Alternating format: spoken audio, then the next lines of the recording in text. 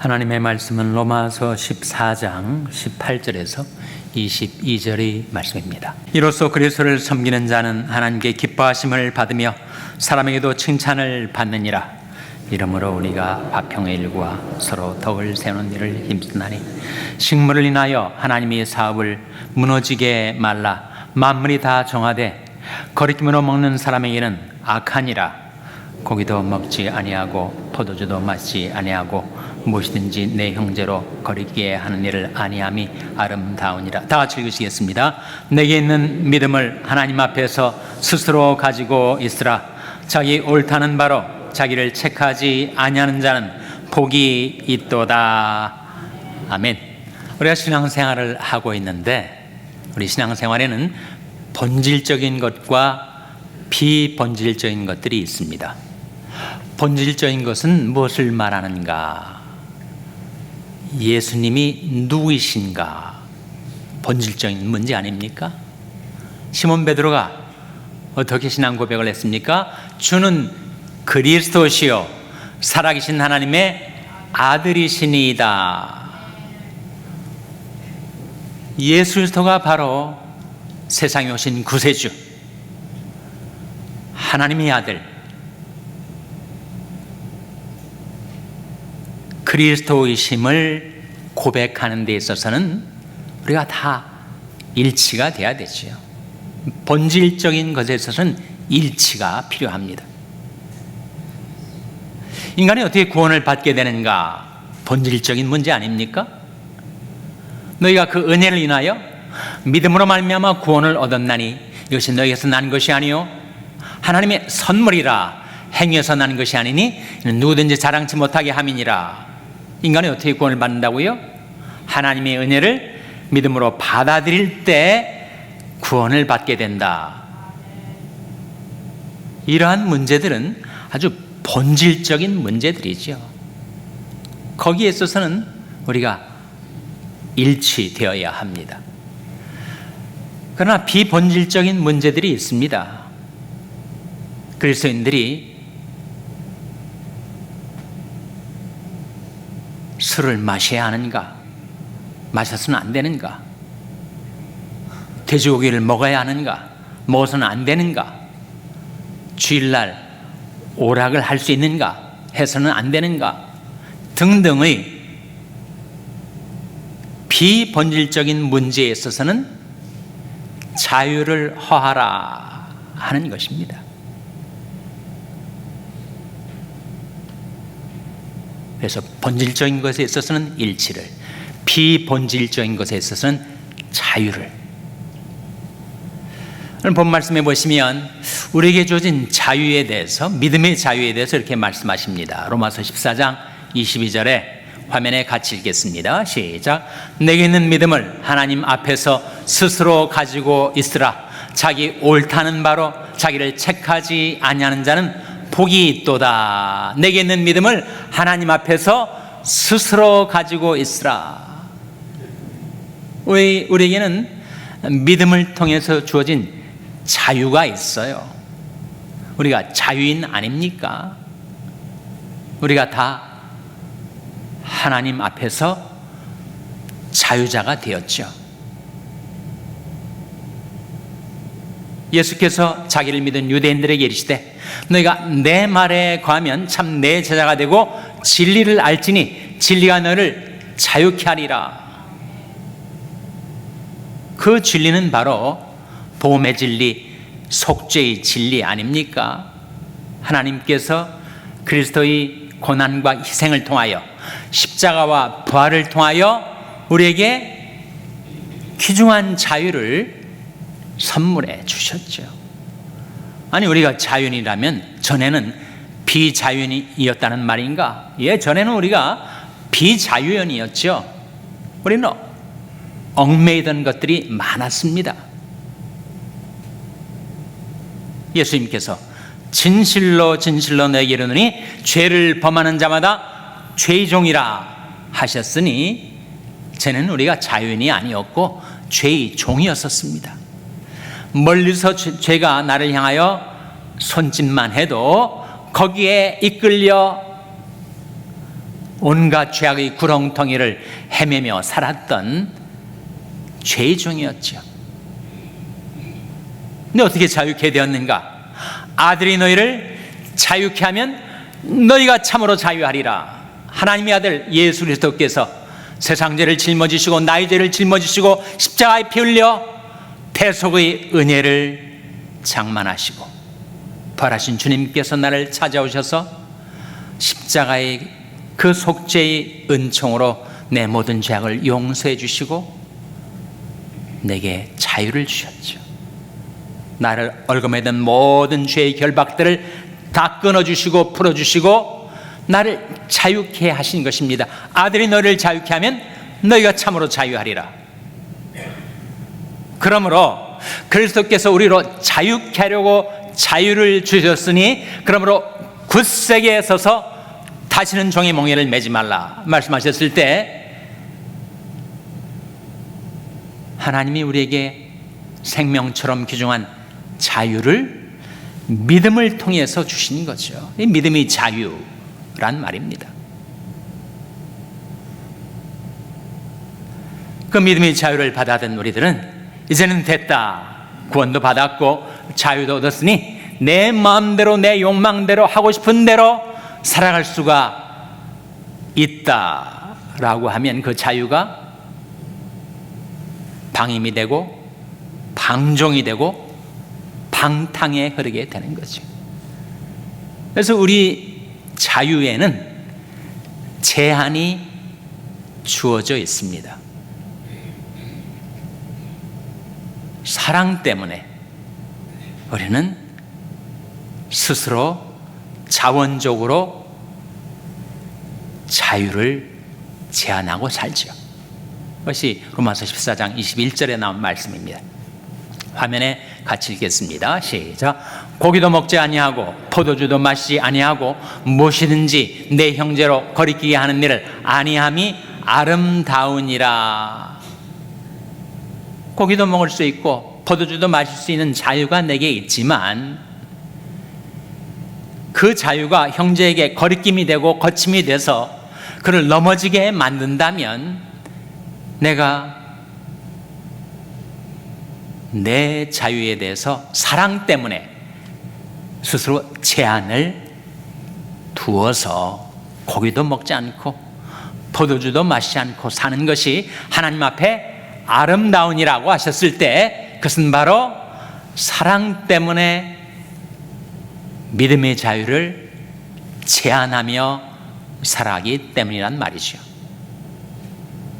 믿음의 자유와 사랑의 제한, 이 원리를 보여주는 말씀이 갈라디아서 5장 13절입니다. 화면에 나온 말씀 같이 읽겠습니다. 시작. 형제들아 너희가 자유를 위하여 부르심을 입었으나 그러나 그 자유로 육체의 기회를 삼지 말고 오직 사랑으로 서로 종노릇하라. 우리가 자유를 위하여 부르심을 입었죠. 그리스도의 십자가의 희생과 부활을 통해서 우리에게 영광스러운 자유가 주어졌습니다. 근데 그 자유를 가지고 육체의 기회를 삼아가지고 내가 이제 자유자가 되었으니 뭐든지 내 욕망대로 하고 싶은 대로 하며 살 수 있겠다. 그렇게 자유를 쓰지 말고 사랑으로 서로 종노릇하라. 내가 자유자인데 자원적으로 종이 되어 형제를 위해서 살아가는 것, 그것이 바로 사랑의 제한입니다. 믿음의 자유와 사랑의 제한의 관계에 대해서, 이 양자의 관계에 대해서 고린도전서 8장 9절이 또한 우리에게 보여주고 있습니다. 화면에 같이 읽겠습니다. 시작. 그런즉 너희 자유함이 약한 자들에게 거치는 것이 되지 않도록 조심하라.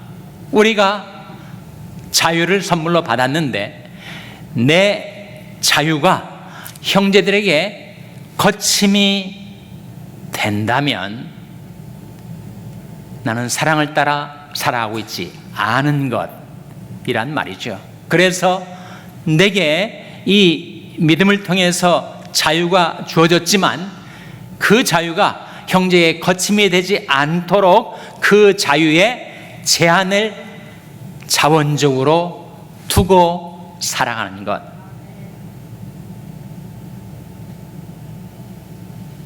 그것이 하나님의 백성들의 이 세상에서의 삶의 내용이 된다는 거죠. 한 말씀만 더 찾아볼까요?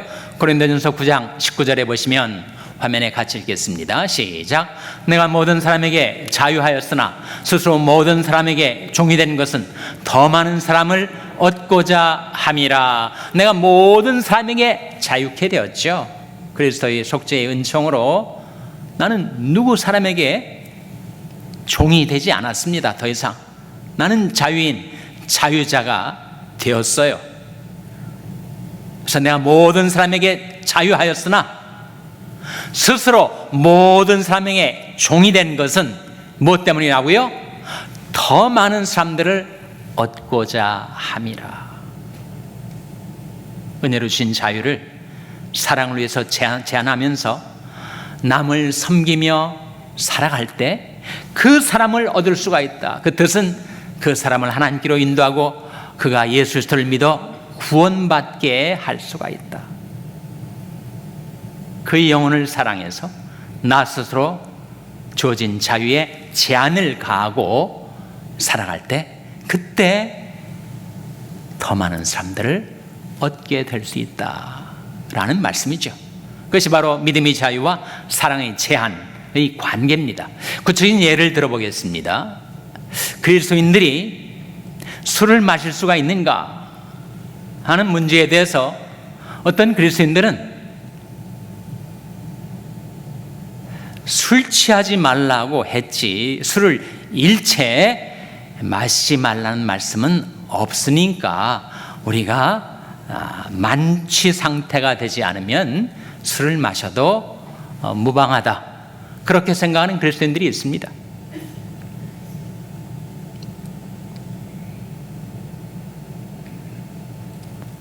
하루 직장에서 열심히 일을 하고 피곤한 몸으로 퇴근을 해서 가족들과 저녁 식사를 하면서 반주 와인 한 잔을 깃들이는 것, 그게 뭐 문제가 되겠는가?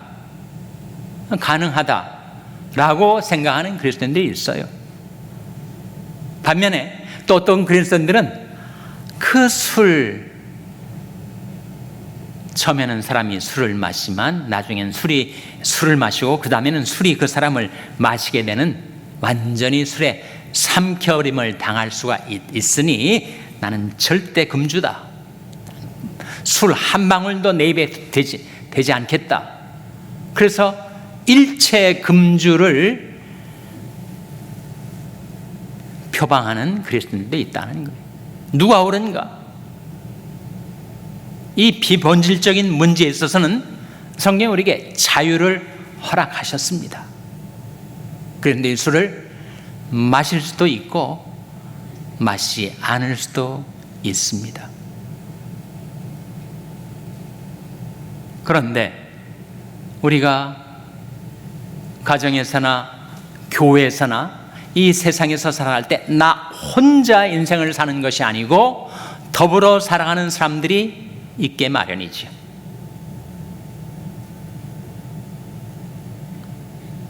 그래서 나는 하나님이 지으신 모든 것이 선하고 하나님께서 식물로 음료로 내게 주신 것을 내가 자유롭게 먹고 마시고 즐길 수 있다. 나는 그런 자유가 있다 라고 생각하며 술을 마시는 것이 이제 갓 신앙에 입문한 초신자가 보고 저렇게 술을 마셔도 되는 거야? 어떻게 크리스찬들이 술을 저렇게 마실 수가 있을까? 라고 생각이 돼요. 그것이 거리낌이 되고 걸림이 되고 실족함이 된다면 나는 내 자유를 사랑을 위해서 쓰지 않고 사는 것이 된다 하는 거죠. 그러니까 개인적으로는 정말 가정적으로 축할 만한 일이 있어가지고 흥겨운 마음에 와인 한 잔을 마시는 것, 개인적으로 사적인 영역에서 그리할 수가 있겠죠. 근데 공적인 영역에서 내가 그렇게 자유를 행사하는 것을 다른 사람이 지켜보고 그것이 그에게 거리낌이 되고 시험이 되고 실족함이 된다면 나는 자유가 있지만 그 자유를 제한해서 내가 공적인 영역에 있어서는 일체 술을 마시지 않기로 그 자유에 제한을 두고 사는 것이 사랑을 따라 사는 길이다. 그런 말씀이죠. 그럼 여러분 가운데 그런 질문을 하실 분이 계실지 몰라요. 아니 그렇게 사람이 사적인 영역하고 공적인 영역을 딱 나누어서 사적인 영역에서는 와인을 마셔도 되고 공적인 영역에서는 와인을 마셔도 안 되고 그러면 그건 이중생활을 하는 것이 아닌가? 남이 보는 데서는 술을 마시지 않는다면 그건 위선적인 것이 아닌가? 여러분에게 위선적으로 이중생활을 하라는 말씀이 아니고 여러분에게 주어진 이 귀중한 자유를 더불어 사는 다른 사람들을 위해서 그들을 배려하고 그들을 존중해서 스스로 자원적으로 자기 자유를 제한하며 살아가는 것. 그것이 성경이 우리에게 가르쳐 주시는 크리스찬으로서의 이 세상에서의 삶의 방식이라 하는 거예요. 나는 자유롭게 할 수 있죠. 할 수 있는 자유가 내게 있습니다. 그러나 나의 자유함이 다른 연약한 자들의 거침이 되지 않도록 조심하고 내게 주어진 이 자유의 사랑 때문에 사랑을 위해서 스스로 제한을 두고 살아가는 것. 그래서 나의 자유함 때문에 형제가 걸려 넘어지고 신앙생활에 시험에 들고 실족함이 없도록 하는 자원적인 자유의 제한, 그것은 사랑을 따라 사는 길이다. 그런 말씀이죠. 돼지고기를 먹을 수가 있는가? 먹어서는 안 되는가? 역시 크리스찬들이 생각이 갈립니다. 어떤 사람은 돼지고기를 신앙 때문에 신앙 양심상 안 먹는 사람들이 있어요. 물론 체질적으로 위생적으로 다른 이유로 돼지고기를 안 먹는 사람도 있겠지만 나는 구약 성경에 이미 돼지고기는 부정한 식물, 깨끗지 못한 음식으로 나와 있으니 어떻게 크리스찬 하나님의 백성이 그렇게 돼지고기를 먹을 수가 있는가? 나는 못 먹겠다. 그런 크리스찬들이 있을 수가 있고 또 어떤 크리스찬들은 아니 하나님이 지으신 모든 것이 다 정하고 하나님께서 그것을 누리라고 우리에게 베풀어 주셨으니 감사함으로 받으면 버릴 것이 없다. 그래서 나는 얼마든지 돼지고기를 먹을 수 있다. 그렇게 생각하는 크리스찬들도 있다는 거예요. 그런 자유를 우리에게 주셨습니다. 각각 자기 마음에 확정할 일이라 하는 거예요. 그래서 먹는 사람은 먹지 않는 사람을 업신여기지 말고 먹지 않는 사람은 먹는 사람을 판단하지 말라. 그 교훈 아닙니까? 로마서 14장이. 그러니까 비본질적인 문제로 인해서 갈등과 다툼이 생겨나지 않도록 하고 그리고 화평의 일과 덕을 세우는 일에 힘쓰라. 그건 비본질적인 문제입니다. 각자가 자유롭게 선택할 수가 있고 다만 자신의 자유가 남에게 거리낌이 되지 않도록 조심하며 자유를 쓰고 살면 되는 거죠. 다른 예를 들어보겠습니다. 크리스찬들이 주일날 오락을 할 수가 있는가?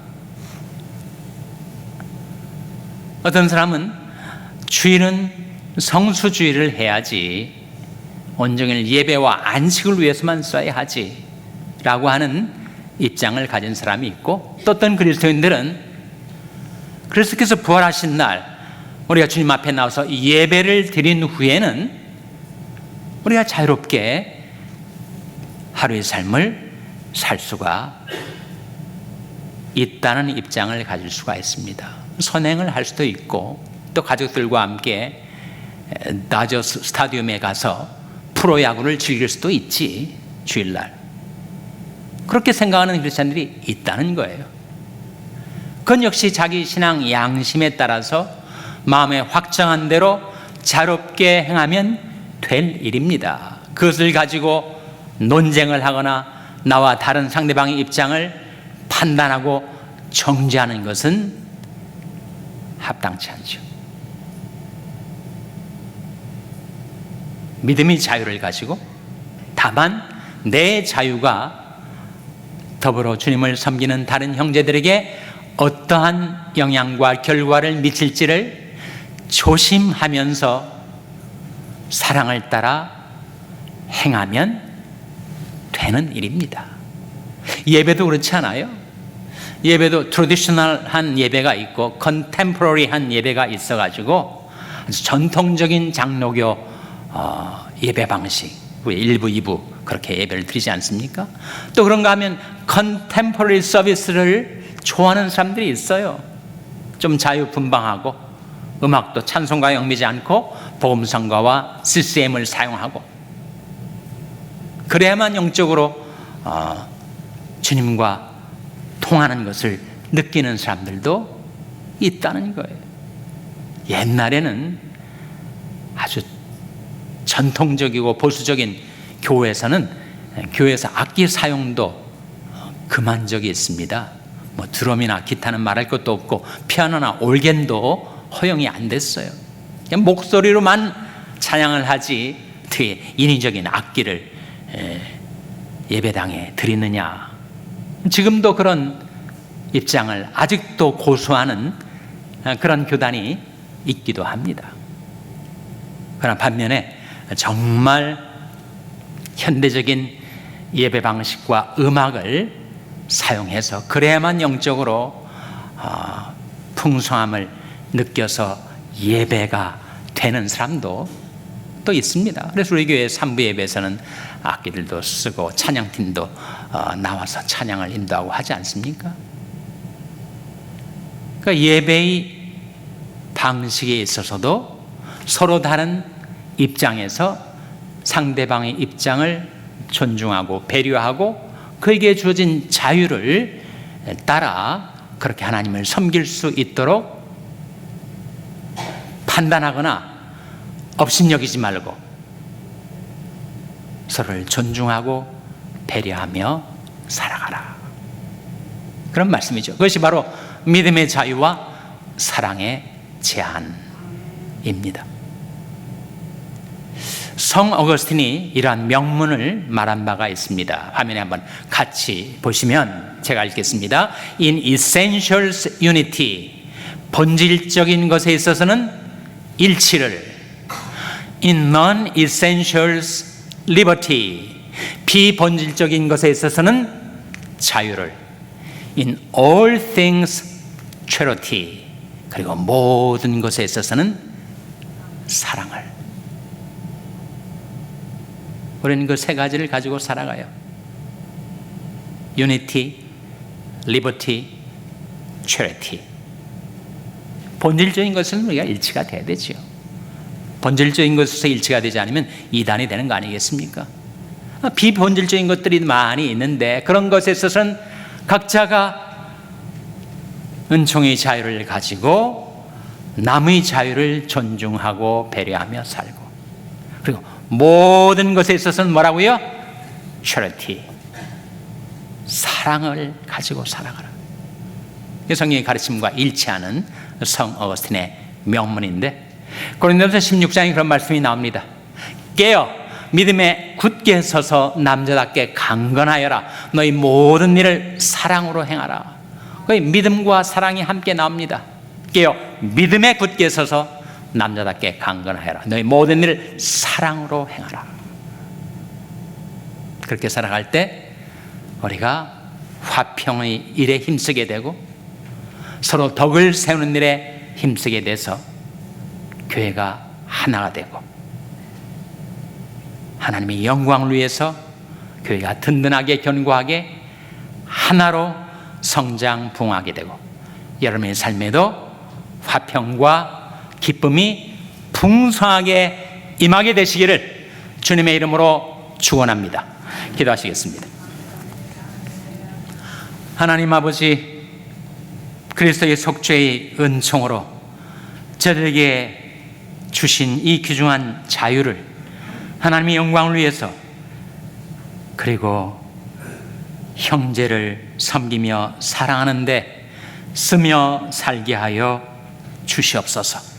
저희 자유함이 약한 자들의 거침이 되지 않도록 조심하고, 저희에게 주신 자유를 형제를 섬기고 사랑하며 사랑하는데 쓰며 살아서 저희 화평의 일과 덕을 세우는 일을 힘쓰며 살게 하여 주시기를 바라옵고, 예수님의 이름으로 기도하옵나이다. 아멘.